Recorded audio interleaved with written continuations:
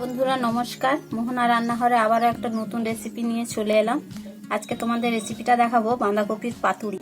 বাঁধাকপির পাতুরি বানাবার জন্য এই যে বাঁধাকপির উপরের পাতাগুলো ছাড়িয়ে নিয়েছি। এবার বাঁধাকপিটা আমি কেটে নেবো দুফালা করে।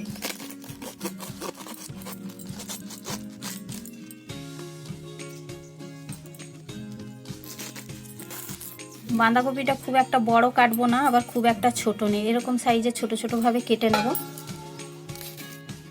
ভেতরের কচি পাতাগুলো একবারে কাটতে হবে।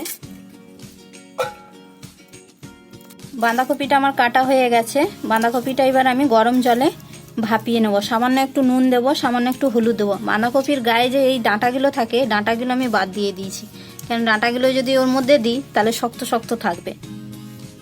বাঁধাকপি পাতুরি বানানোর জন্য যে আমি মশলাটা নিয়েছি, সেই মশলাগুলো হচ্ছে 2 চামচ আমি পোস্ত দেব, 3 চামচ মতন সাদা তিল দেব,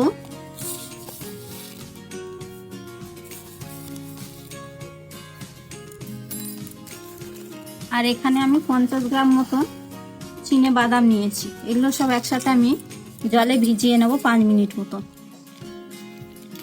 আর 6টা-7টা মতন কাঁচা লঙ্কা নিয়েছি। যে পোস্ত বাদাম সব মিশিয়ে একসাথে কাঁচা লঙ্কা দিয়ে আমি মিক্সিতে বেটে নেব।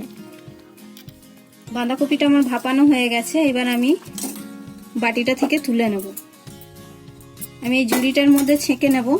যে বাঁধাকপির মধ্যে যে জলটা থাকবে, জলটা সম্পূর্ণ ঝরিয়ে নিতে হবে। দেখো বন্ধুরা, বাঁধাকপিটা থেকে একদম জলটা ঝরে গেছে। এবার আমি একটা বাটির মধ্যে এটা ঢেলে নেব। এটা ঢেলে নেওয়ার পর পরিমাণ মতো নুন দেব,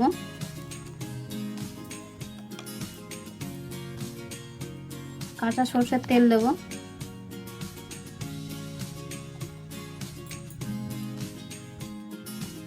বাদাম পোস্ত আর তিলটা যে বেটেছিলাম কাঁচা লঙ্কা দিয়ে, সেই বাটাটা এর মধ্যে আমি দিয়ে দেবো। আমি এখানে শুধু কাঁচা লঙ্কা ব্যবহার করেছি, তোমরা শুকনো লঙ্কা কাঁচা লঙ্কা মিশিয়ে দিতে পারো, কিন্তু এই পাতুরিতে কাঁচা লঙ্কাটাই ভালো লাগে। গুঁড়ো লঙ্কা বা শুকনো লঙ্কা দিলে ভালো লাগে না খুব। এবার যে যেমন ঝাল পছন্দ করে সে সেরকম দেবে। এবার এটা আমি ভালো করে হাতের সাহায্যে মেখে নেব। ঠিক আছে বন্ধুরা, দেখো এবার এটাকে আমি কলা পাতার মধ্যে দিয়ে দেবো।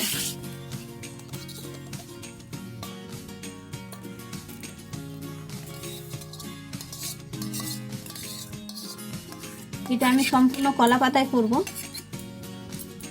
দিয়ে এইভাবে আমি কলা পাতার মুখটাকে নেড়ে দেবো এইভাবে। এবার এটাকে আমি গ্যাসে পোড়াতে দিয়ে দেবো। এই জালটা দিয়ে দিচ্ছি, এর মধ্যে 2টো কলা পাতা দিয়ে দিলাম এক্সট্রা। এবার এই বেঁধে রাখা কলা পাতার পুঁটলিটা দিয়ে দেবো গ্যাসের মধ্যে। এবার এটা ভাপে হবে পুরোটাই। বন্ধুরা দেখো আমার পাতুরিটা হয়ে গেছে। পাতুরিটা এবার আমি গ্যাস থেকে নামিয়ে নেব। দেখো বন্ধুরা পুরো হয়ে গেছে ভাপে। এবার দেখো এটা আমি একটা থালার মধ্যে বা প্লেটের মধ্যে তুলে নেব। বন্ধুরা দেখো কত সুন্দর লাগছে দেখতে। দেখতে যতটা সুন্দর লাগছে, খেতেও কিন্তু এটা খুবই সুন্দর স্বাদ। আমরা তো সবাই বাঁধাকপির তরকারি বানাই নিরামিষ আলু দিয়ে বা মাছের মাথা দিয়ে। একবার এই রেসিপিটা করে দেখবেন, খেতে খুব সুন্দর স্বাদ। বন্ধুরা নিরামিষের দিন তো এই রেসিপিটা খুবই খেতে ভালো লাগবে গরম গরম ভাতের সাথে। ভিডিওটা যদি তোমাদের ভালো লাগে তাহলে চ্যানেলটাকে সাবস্ক্রাইব করবে, ভিডিওটাতে একটা লাইক করবে আর কমেন্ট করে জানাবে।